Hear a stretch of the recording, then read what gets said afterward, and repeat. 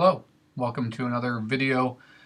This time we're going to be talking about a variety of different kinds of market structures, and this is going to be kind of a 2 or maybe even 3-part set of videos. The first one is going to focus on perfect competition, the second on monopoly, and then probably we'll do 3. The third one will focus on monopolistic competition and a few words on oligopolies.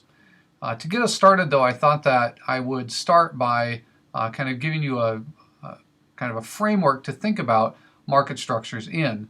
So what we've done so far is talked a lot about supply and demand situations in cases where that model, which is really a model of a perfectly competitive market, works well, in cases perhaps where it doesn't work so well.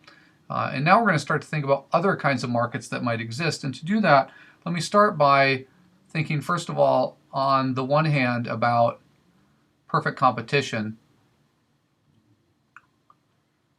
And you might consider that, I always use the phrase to describe it to people, say this is the most competitive market you can possibly think of. And so we're going to think about sort of a continuum. Way over on the other end of the continuum down here, we're going to have maybe not the least competitive case we can think of, and we'll come to that a bit later, but we're going to talk about monopoly.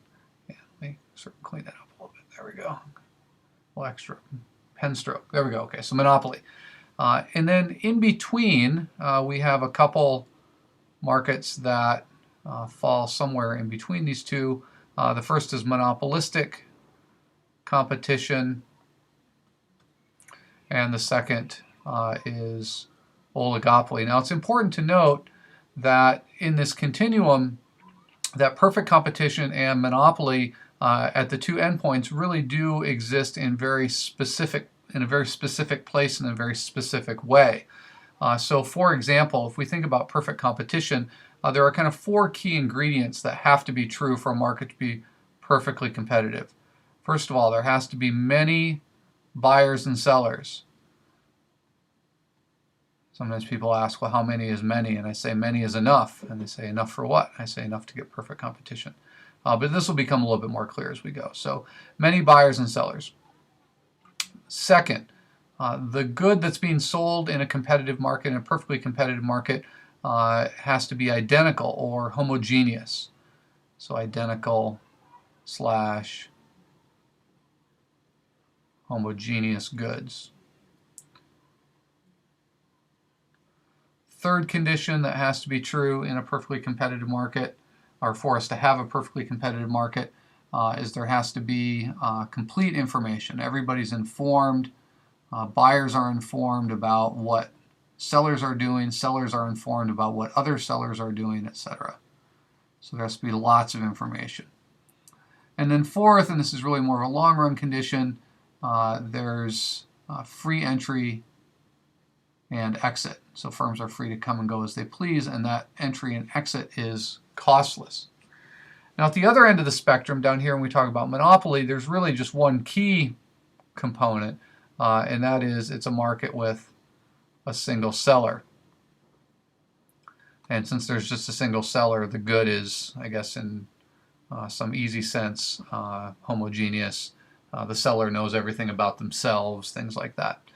So monopoly is simply a market with a single seller. There's some variations, and one thing that we'll get to a little bit later is the difference between a one-price monopoly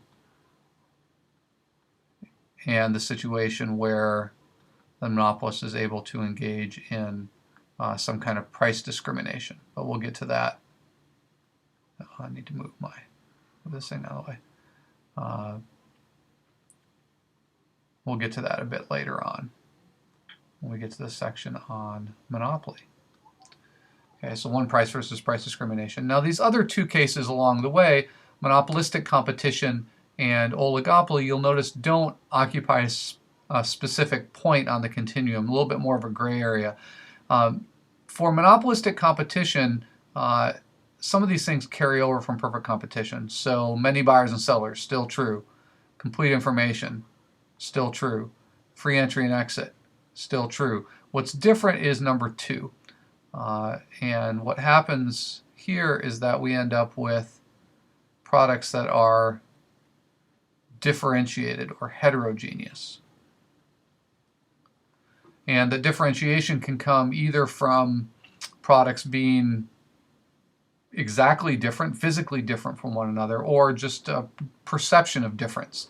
So it could just come from some marketing where you're able to convince your customers that somehow your product is better or different than your competitor. That can result in differentiation and therefore monopolistic competition as well. And then lastly, markets that fall into the category of oligopoly, they have a couple things about them. I guess the formal definition is that it's a market with just a few sellers. But with the word few, we have the same problem that we did with many over here in perfect competition. How many is few, right? When if you left the world of the few and moved into something over here.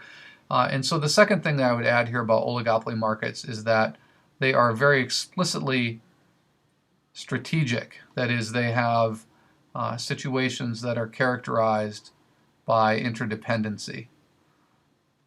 And so that's really the crucial defining feature of oligopoly. So we're going to move on now over the course of the next few videos. We'll look at a video of perfect competition. We'll talk a little bit then about monopoly, and then have one that wraps up with these markets in the middle. All right, thanks.